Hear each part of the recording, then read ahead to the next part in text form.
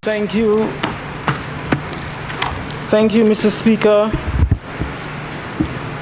Mr. Speaker, as many eagerly await the announcement of our second call-in for the application for our MSME loan grant facility, I wish to present a brief but timely update to the Parliament of St. Lucia about our flagship project. As we all know, the MSME loan grant facility is an EC $10 million facility aimed at providing post-COVID-19 relief to registered businesses. It is a combination of 30% loan and 70% grant funding at an attractive interest rate of 3% with no collateral requirements.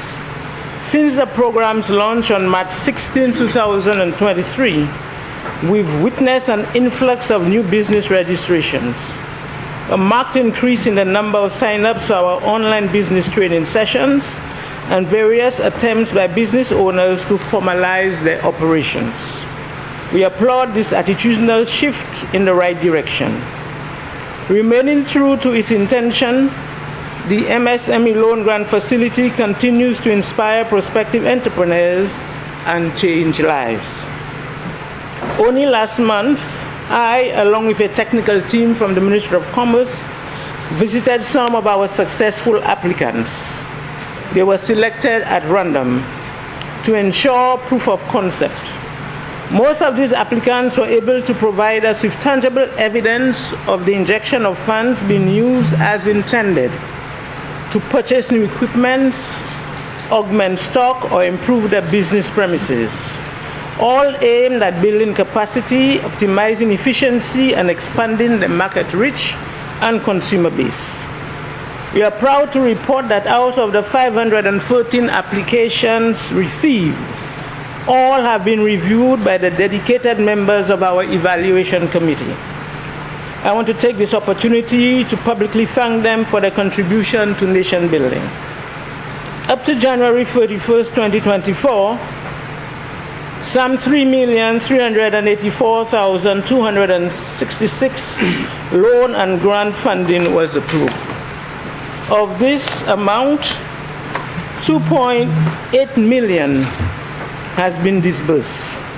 This represents a total of 193 loan grants approved and 172 disbursed. As of yesterday, February 12th, 333 of the 514 applications submitted were approved for funding, an approval rate of 65%.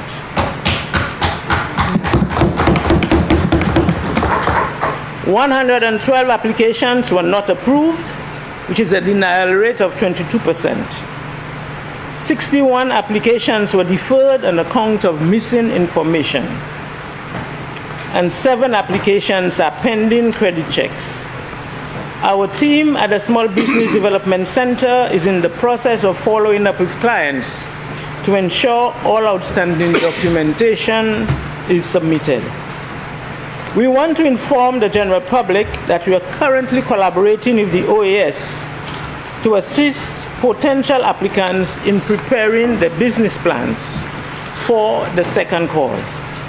Additionally, for those who applied but were unsuccessful in the first call, we want to ensure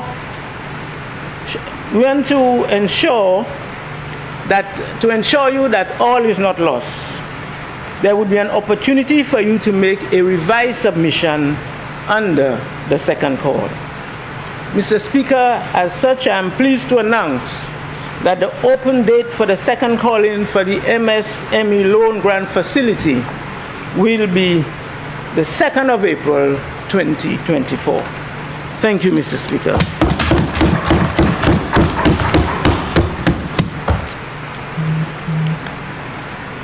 Mr. Speaker, as the Minister for Commerce charged with the responsibility for supplying the nation with certain essential staples, bulk rice, flour, and sugar, I wish to draw attention to what has so far been a vexing issue for many. In an effort to maintain transparency, I would like to dispel the recent misinformation circulating in the public domain and provide a clear and comprehensive update concerning the availability of sugar on island. Mr. Speaker, not only will I provide insight into the procurement process, but I will also explain the relevant timelines and the supply chain disruptions experienced. This, I believe, will allow for a better understanding of the challenges that we face. Mr. Speaker, to meet the annual demands of our consumers, the Ministry of Commerce secured a contract with a Guyana supplier to supply St. Lucia with 80,000 bags of 4,000 metric tons of brown sugar. Mr. Speaker, the following points are worth noting. Several discussions were held with company executives as there were a few challenges and timelines of supplies in the past. Mr. Speaker, St. Lucia is a signatory to the CARICOM Single Market Economy, the CSME, and given our commitment to the objectives of the regional integration and intra-CARICOM trade as espoused by the CSME, Guyana, as a regional supplier, was again contracted with effect from 1st November 2023. Contracts with suppliers are for a 12-month period. As early as November the 2nd, 2023, prompted by my own contingency planning concerns within my ministry, I wrote a letter to the CARICOM Secretariat. I indicated as a matter of good governance and prudent procedural procurement practice that it is preferred and recommended that sugar required by St. Lucia during any procurement cycle not be dependent upon one single source. Consequently, given the assurances provided to supply the required quantum of demand, the Guyana-based company was selected as St. Lucia's sole supplier of brown sugar for a period of 1 year. Given these circumstances, and in the event that this supplier was unable to consistently meet our demand for the commodity on the contract, as has been the case in previous years, we felt it necessary to request from the CARICOM Secretariat a suspension of CARICOM external tariff to import sugar from outside the CARICOM region.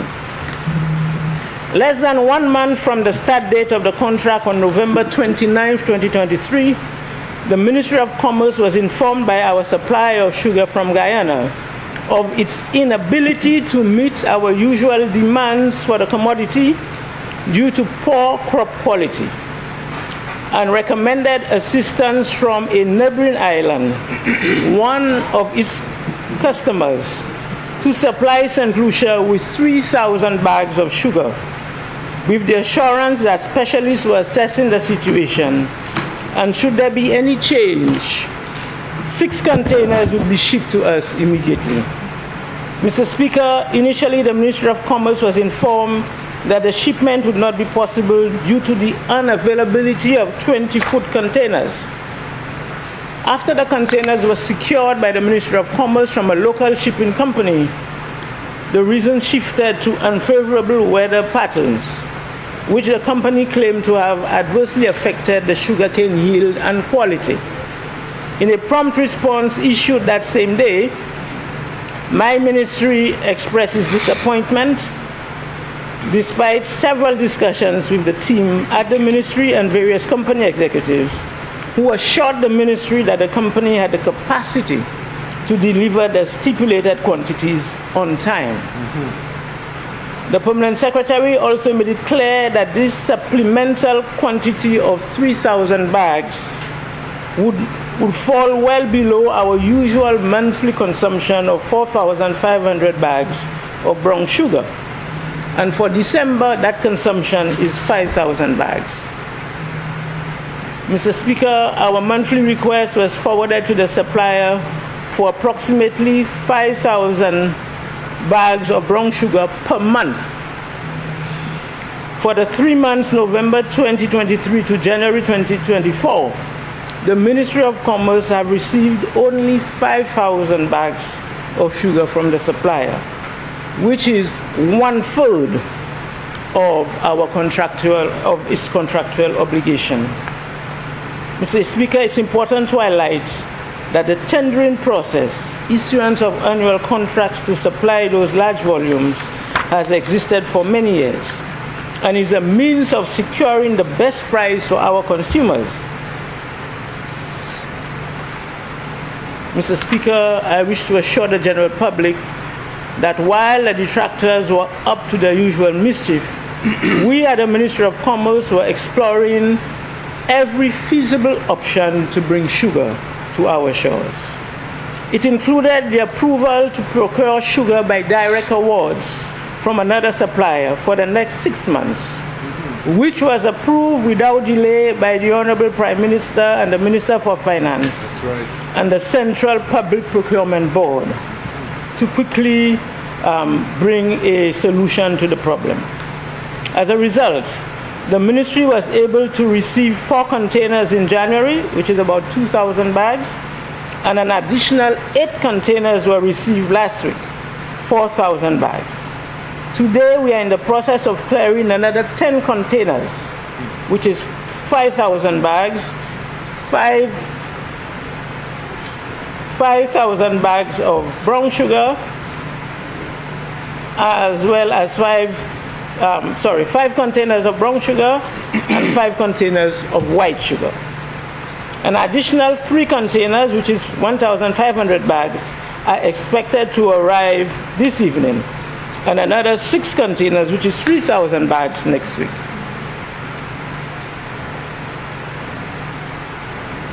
From January 2024 to the shipment date due next week, Mr. Speaker, that is a total of 15,500 bags of sugar, 13,000 bags of brown sugar, and 2,500 bags of white sugar. Mr. Speaker, the Ministry of Commerce, as part of addressing these issues, have met with the manufacturing sector, who consume large amounts of the white sugar as part of the manufacturing process. And we have agreed and given them permission to order the sugar directly. Also, we are making a request to CARICOM for suspension of the CET to allow St. Lucia to order sugar from outside the CARICOM region. Okay. I want to note, Mr. Speaker, I want the public to note that this process may result in government having to pay a lot more for sugar. Mr. Speaker, I take this opportunity to assure the general public that the Ministry of Commerce has been working tirelessly to eliminate the delays and meet the demands for sugar and, by extension, all commodities supplied by the government supply warehouse. I take this opportunity to thank our partners, the distributors, wholesalers, and retailers who assisted with the distribution of the limited supply over the past few months. I would like to thank my team at the ministry, especially the staff of the supply warehouse, who had to handle huge quantities in less time to satisfy the urgent demands. Last but not least, I would like to thank our valued customers for their patience and understanding, and look forward to continue serving them. I thank you, Mr. Speaker.